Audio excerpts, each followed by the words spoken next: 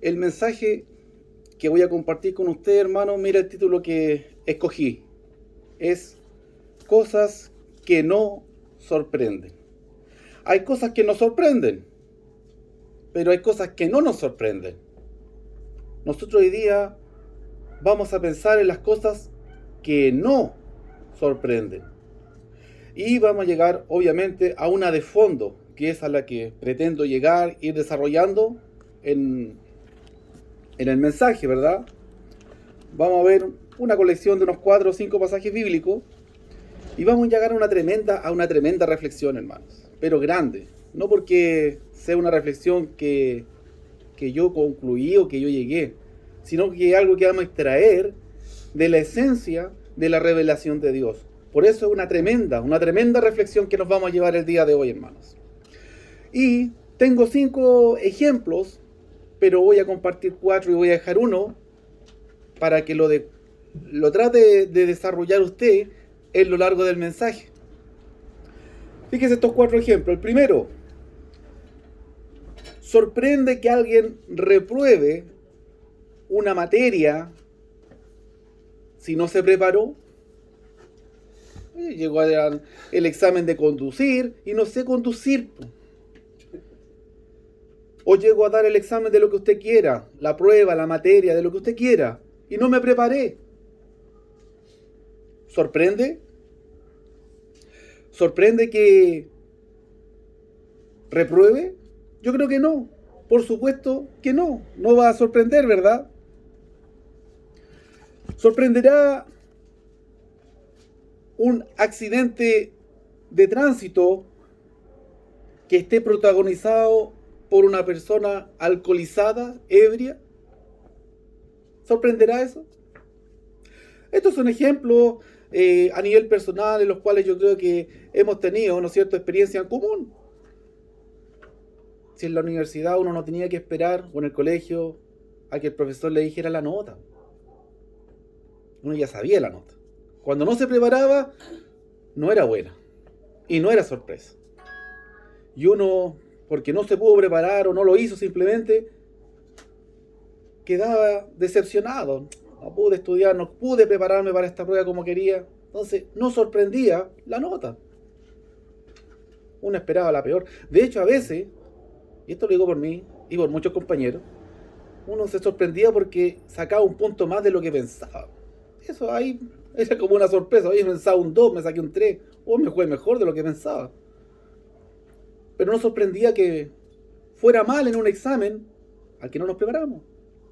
Tampoco, ¿no es cierto?, el tema del accidente de tránsito. Yo en una oportunidad, y esto es una experiencia personal, real, veníamos de San Felipe por la autopista, un tema de trabajo, de noche, después de haber hecho un montaje, y venía un auto pero a toda velocidad en contra del sentido de tránsito. Yo no sé por dónde se metió en la autopista contra el sentido, pero venía y literal, hermano, aquí no le voy a poner de mi cosecha ni voy a inventar nada.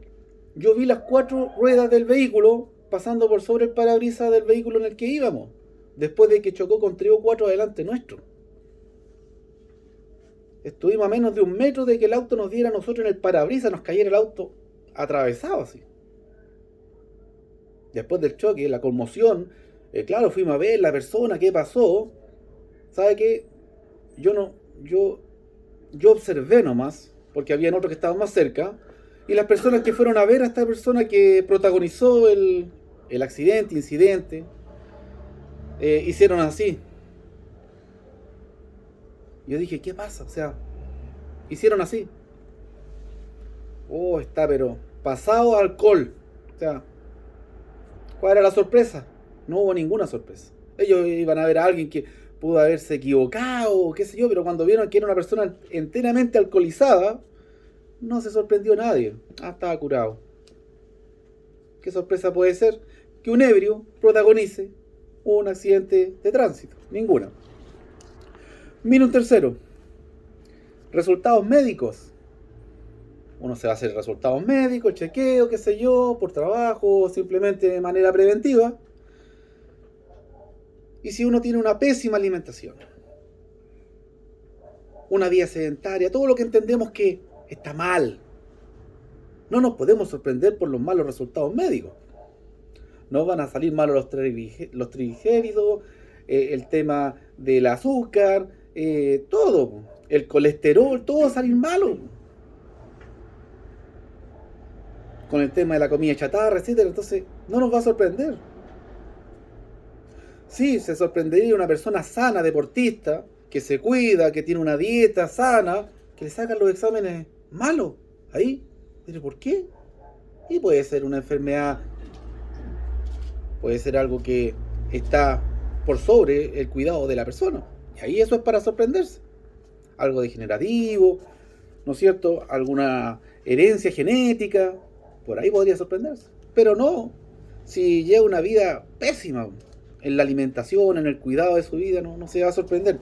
Y un último ejemplo, que lo dejé para el final, porque quizás con el que más nos vamos a identificar, que duela un golpe.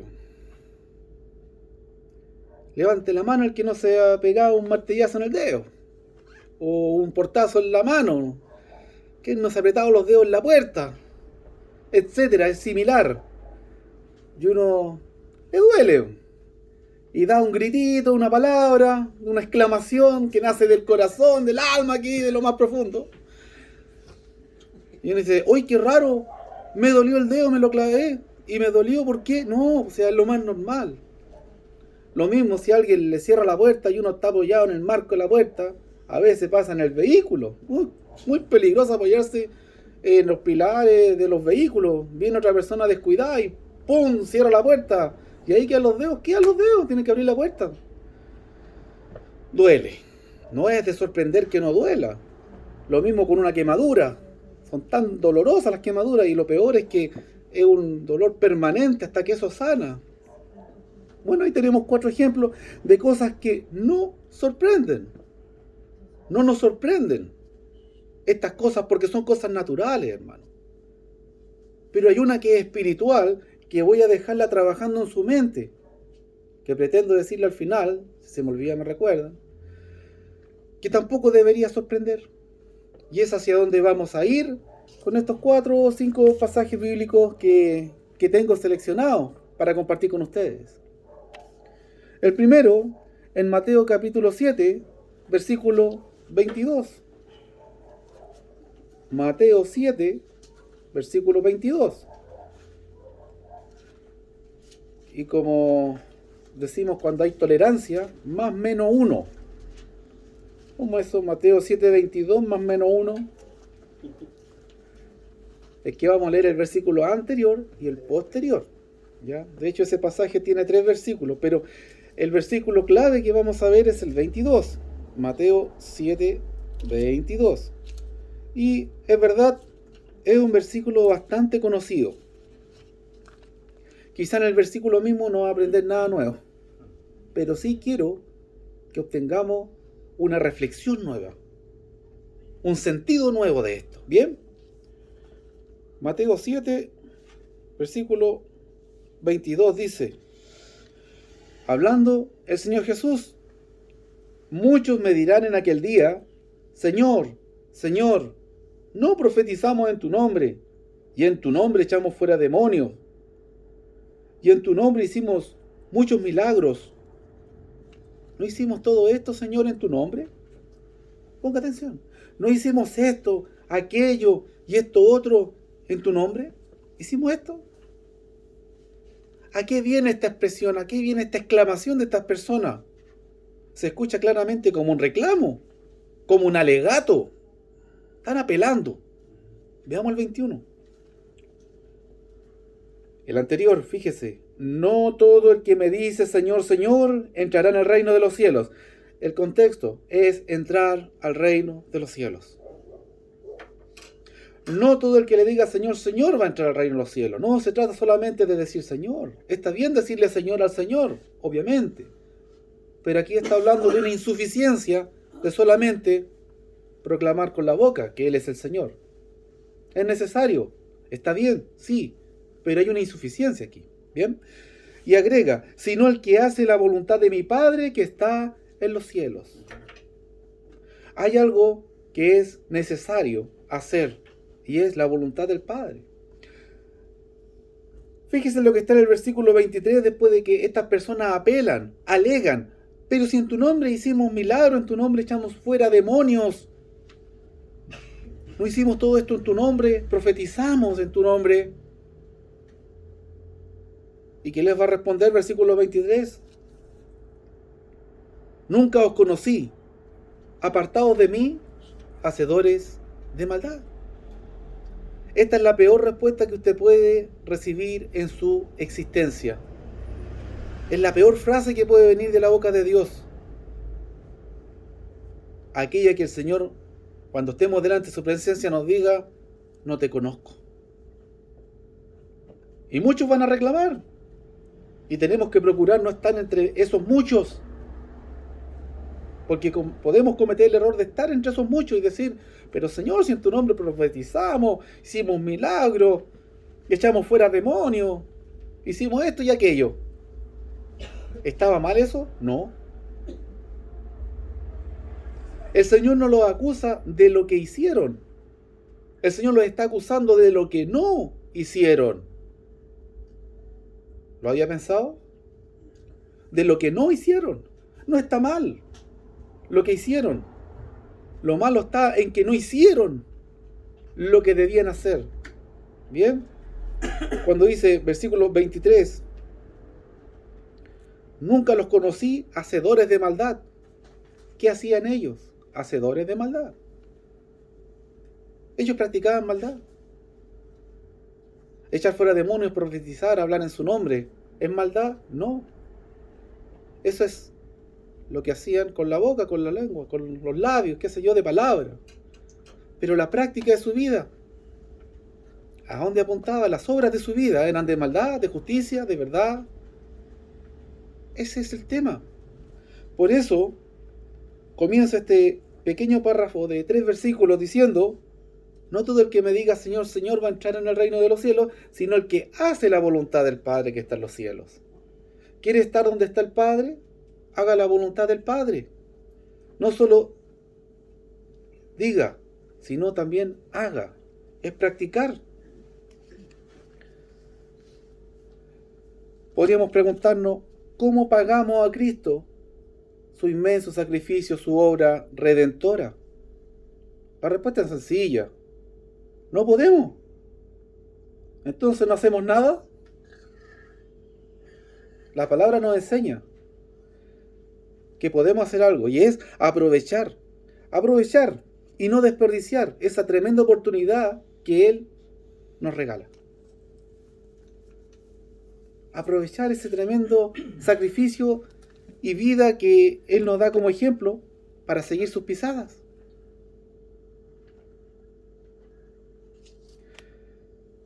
Y así como hay personas que no quieren saber nada con este tema de la palabra de Dios, ni de la iglesia, no, después.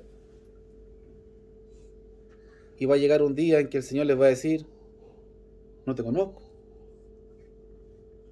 Porque la práctica quizás hasta cultural del dicho popular de decir las palabras, pero no vivir conforme a ellas. Gracias, Señor, Señor, te pido, Señor, te clamo, Señor, para aquí, Señor, para allá. Pero cuando tenemos que hacer la voluntad de Dios, el Señor soy yo. Yo soy el Señor.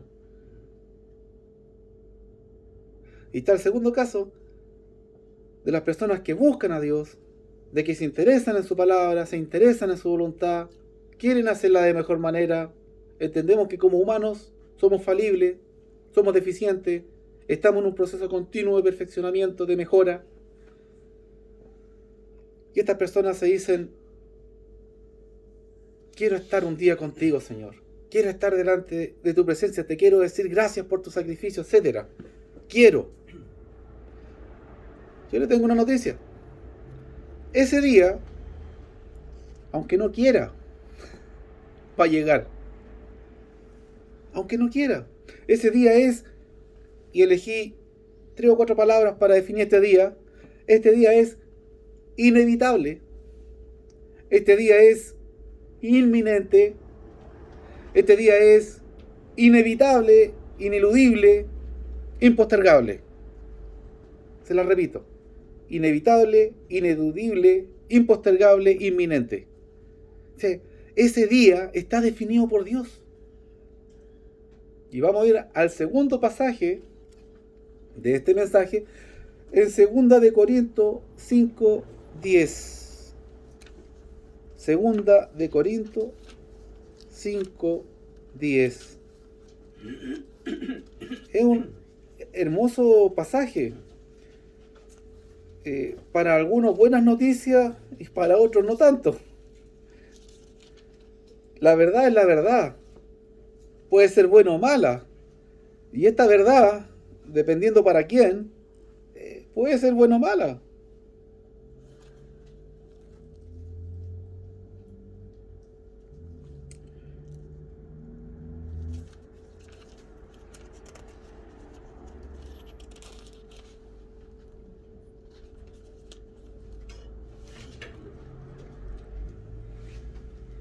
Dice la palabra aquí, escribiendo el apóstol Pablo a la iglesia en Corinto, porque es necesario. Esto tiene que ocurrir. Fíjese. Porque es necesario que todos nosotros comparezcamos ante el tribunal de Cristo, para que cada uno reciba según lo que haya hecho mientras estaba en el cuerpo, sea bueno o sea malo. Sea bueno o sea malo, vamos a compadecer delante del tribunal de Cristo. Vamos a estar un día delante de la presencia de Él, queramos o no.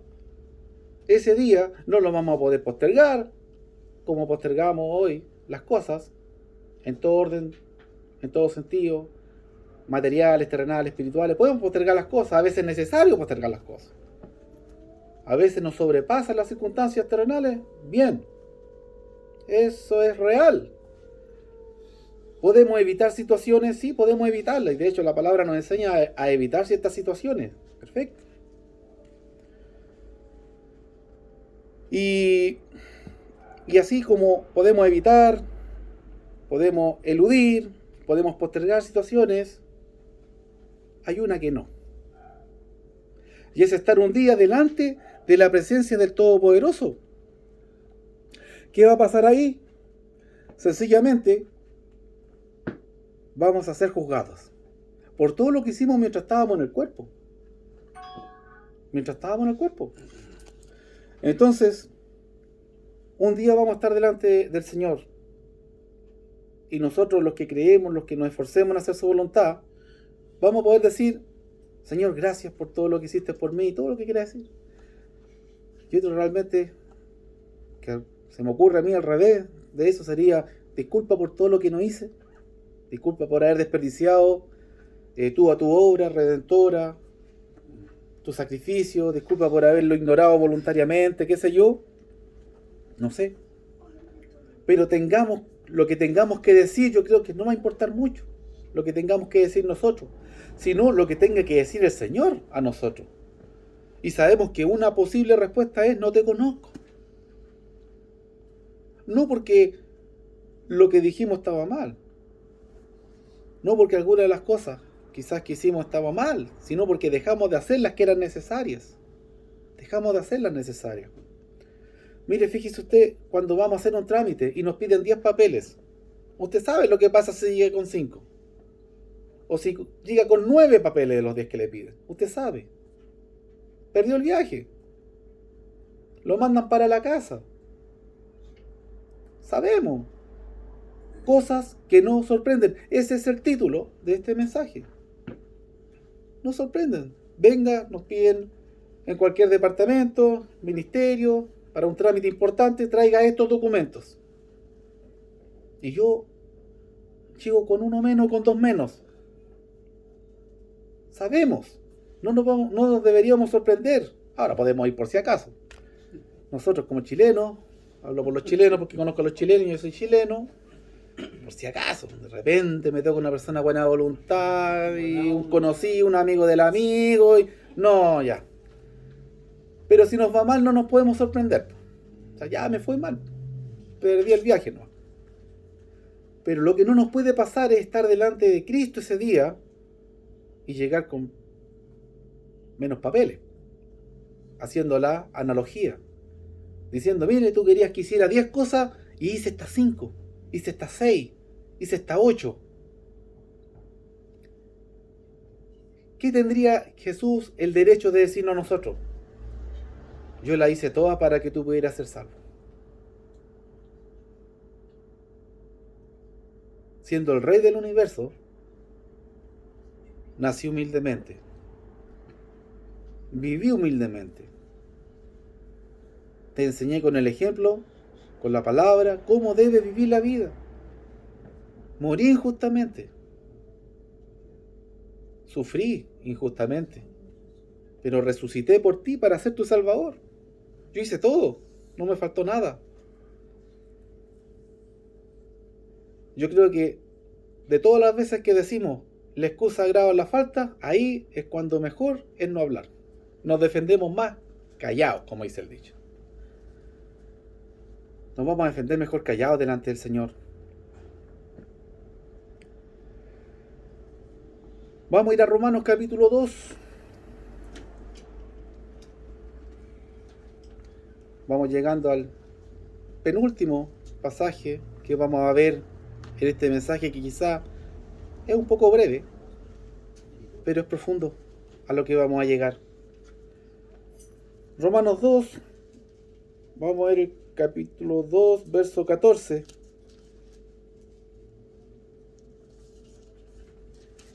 Romanos capítulo 2, verso 14. Usted ha escuchado, está en la palabra reiterativamente, que estamos hechos a imagen y semejanza de nuestro Creador. Nuestro Creador, nuestro Hacedor, Dios, nos hizo su imagen y semejanza. ¿Qué es lo que no puede faltar entonces en nosotros? En nuestro ADN espiritual, que viene como consecuencia de que fuimos creados a imagen y semejanza de Dios. Bueno, lo que vamos a ver ahora.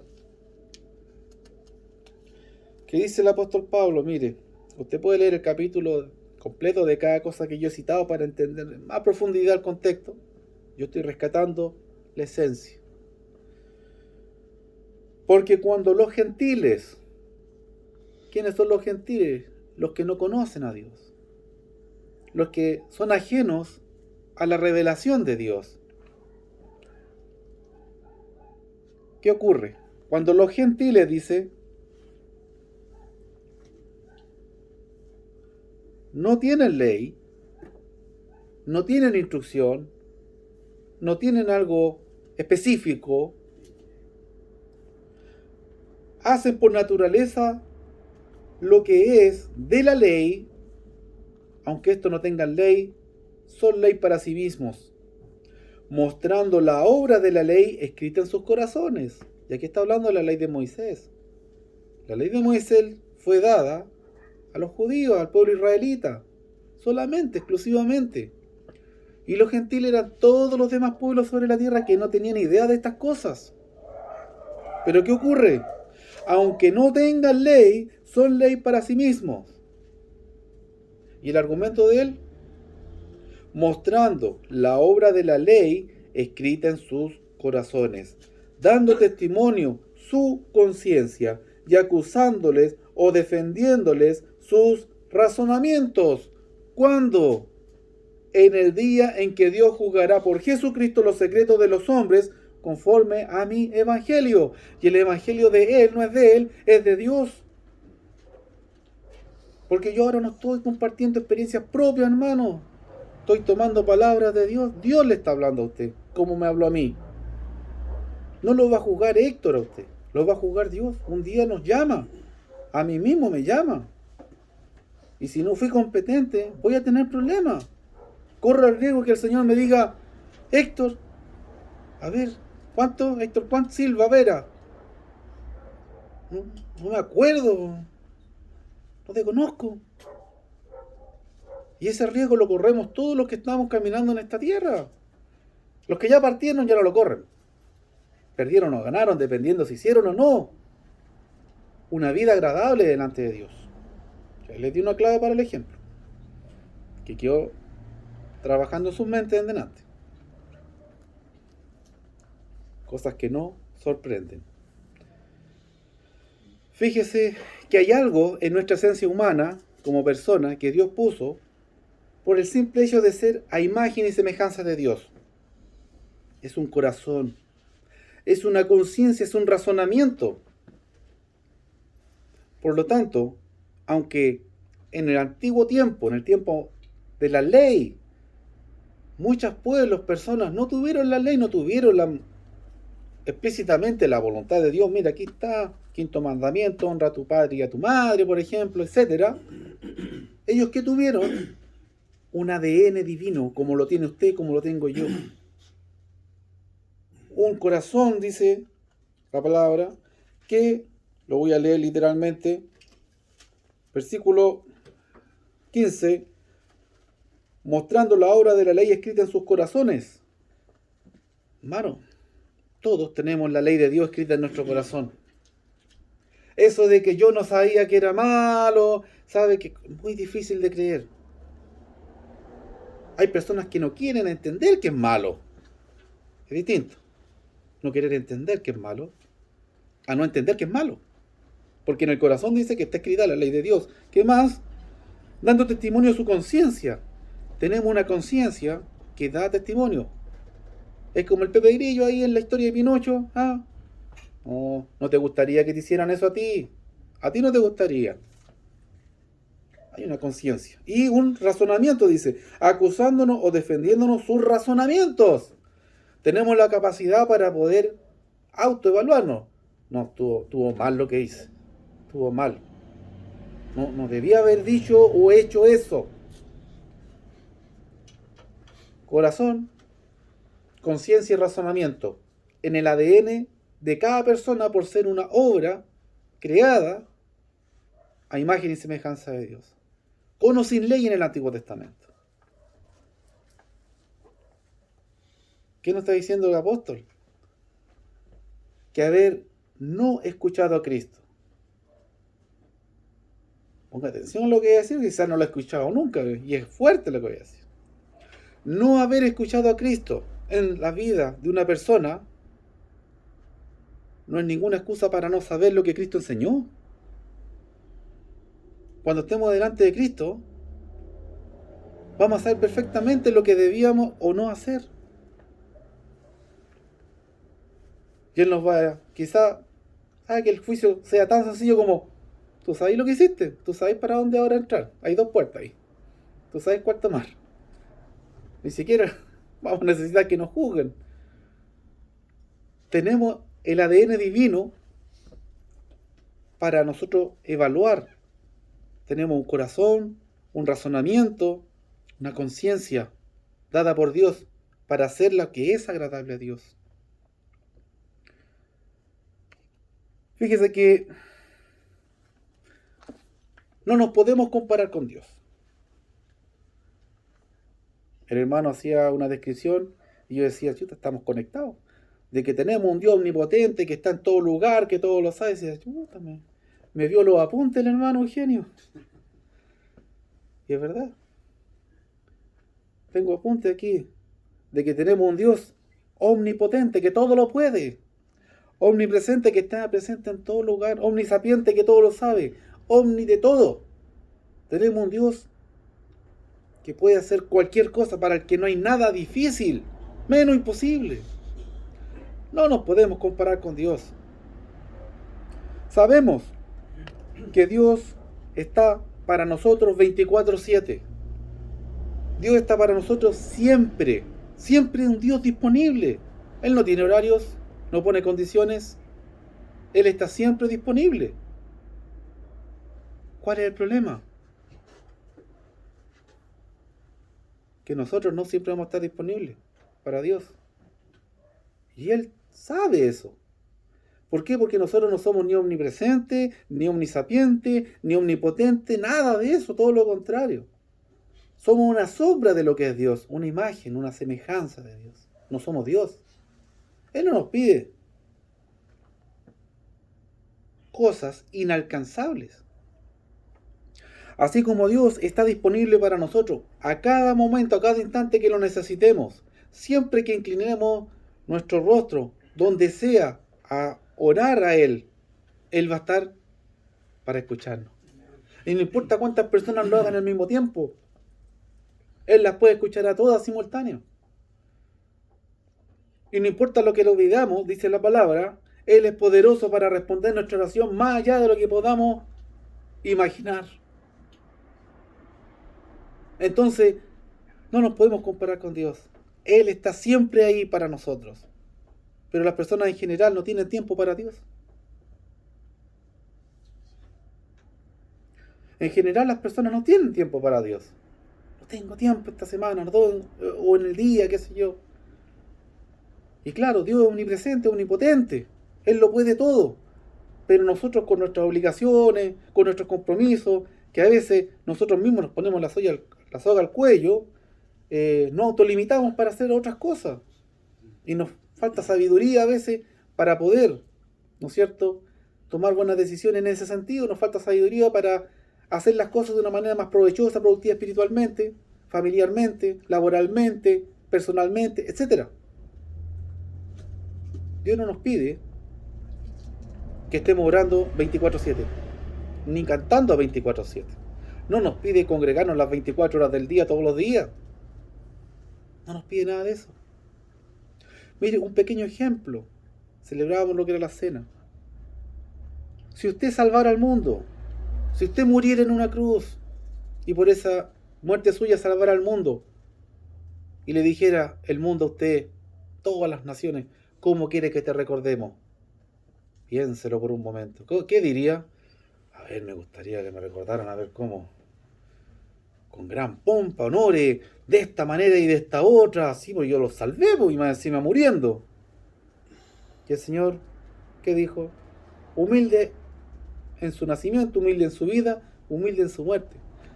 Recuérdenme de esta manera. Este pan representa mi cuerpo que yo entrego por ustedes, que yo siendo Dios vine y me hice hombre.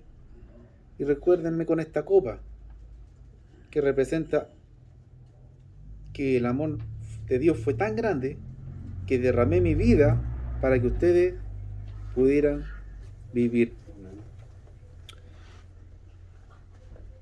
Mira, hermano, es prioritario, es primordial poder. Yo tengo varios sinónimos aquí, usted elija el que asimila más. Agendar, apartar, destinar. Dios siempre puede, en cualquier momento, responder y escucharnos. Nosotros como seres humanos no. Entonces se hace imprescindible, se hace muy necesario, se hace primordial poder destinar un tiempo de nuestro día, de nuestra semana, a Dios. Porque, ponga atención a esto, no podemos pretender querer estar la eternidad con Dios, pero no tener tiempo para Él en el diario día, en el diario vivir, en el día a día. Tenemos que ser capaces. Y pongan atención, este es un desafío personal. Yo me hago el desafío a mí mismo y a ustedes los invito a este mismo desafío. No podemos pretender decir quiero estar la eternidad con Dios, pero no tener 5 minutos en el día para una oración, para una meditación, para una lectura de su palabra. Y mucho menos en la semana no dejar 1 o 2 horas de la semana para aquello. Es que es algo muy contradictorio. Es como decir, mire, yo quiero que me vaya bien en este examen que voy a dar, pero no voy a estudiar. Fantástico las buenas intenciones, pero de buenas intenciones no vive el hombre, ¿no? O, mira, yo ebrio manejo mejor. ¿Escuchado ese dicho? La mentira más grande. No podemos pretender, ¿no es cierto?, darnos un golpe en el dedo o tomar algo caliente, al rojo, y pretender que no vamos a sufrir dolor.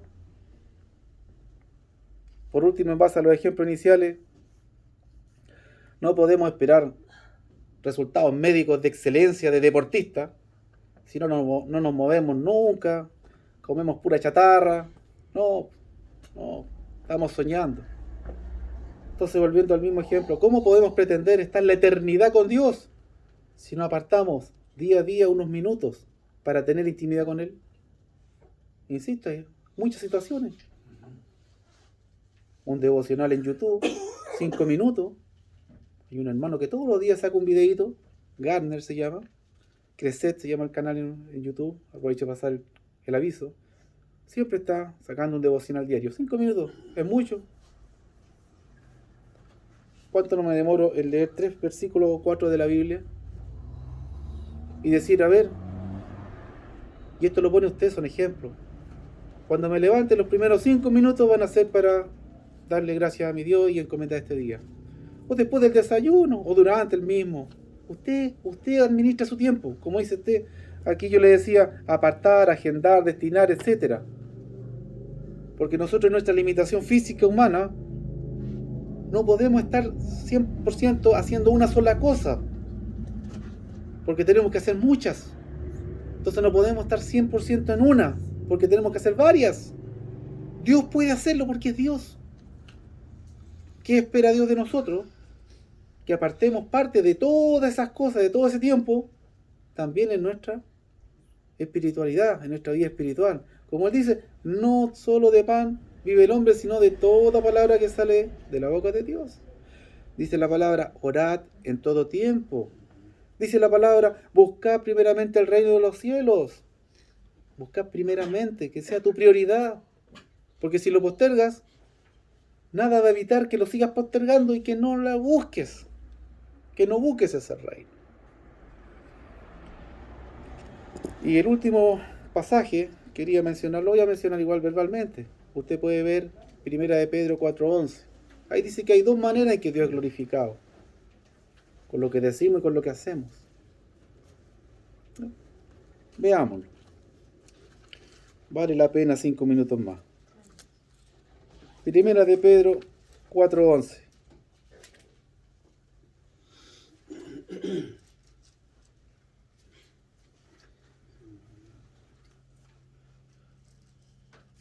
Si alguno habla, hable conforme a las palabras de Dios. Fácil. Aunque no todos lo hacen. Pero esta es la parte fácil. Hablar conforme a la palabra de Dios.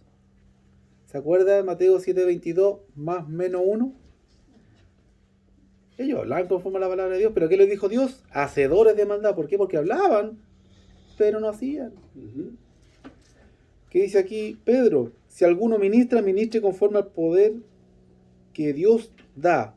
Ministrar significa servir, obrar, hacer. Si alguno hace algo, hágalo, dice, conforme al poder que Dios da. ¿Con qué objetivo? Para que en todo sea Dios glorificado por Jesucristo, a quien pertenecen la gloria y el imperio por los siglos de los siglos. Amén. Todo lo que decimos, pero también lo que hacemos, tiene que ser para glorificar a Dios. No solo lo que hacemos, no solo lo que decimos y lo que hacemos. No vaya a ser cosa que lleguemos con la mitad de los papeles delante del Señor. Bien. Y ahora sí, este versículo me lo voy a saltar. El que tengo para terminar está en Salmo 48. Es uno de mis favoritos. Salmo 48. Y yo lo dejé con un ejercicio en su mente, que quizás ya lo tiene resuelto, o en nuestra limitación humana, porque es así, se le olvidó. Pero bueno, para eso estamos, para edificarnos, para perfeccionarnos, ¿no es cierto? Vamos a ir al último versículo, al 14. Hay una promesa tremenda de Dios a través de este siervo que escribe aquí este salmo. Yo le dije, este mensaje se titula Cosas que no sorprenden. y compartí 4 ejemplos que estuve pensando con anterioridad para compartir, que son el caso del examen, del accidente, de resultados médicos y el caso del dolor, cuando sufrimos un dolor por un golpe, una quemadura. Yo dije, aquí falta uno, que yo quiero que trate usted de pensar en cuál es. Y yo lo guié. Porque este Dios es Dios nuestro eternamente y para siempre. Él nos guiará aún más allá de la muerte. Él es eterno y quiere compartir su eternidad con nosotros, guiándonos y tomándonos de la mano, no solamente en esta vida, sino que cuando termine esta vida, porque Él es todopoderoso para ser nuestro Dios más allá de la muerte.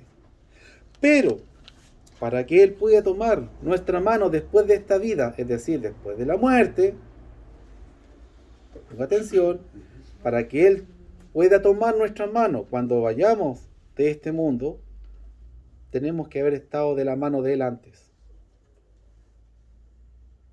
Hay un amigo que nos acompaña aquí, que sabemos perfectamente el uso de un arnés. Usted el arnés no se lo puede poner después de caerse. El arnés es un aparato que se pone por seguridad en caso de caídas. Usted tiene que poner el arnés por si acaso cae, porque en caso de caer, el arnés lo salva. Pero usted no puede decir, me voy a caer, me voy a poner el arnés ahora que voy cayendo. No. Es exactamente lo mismo que está diciendo este pasaje.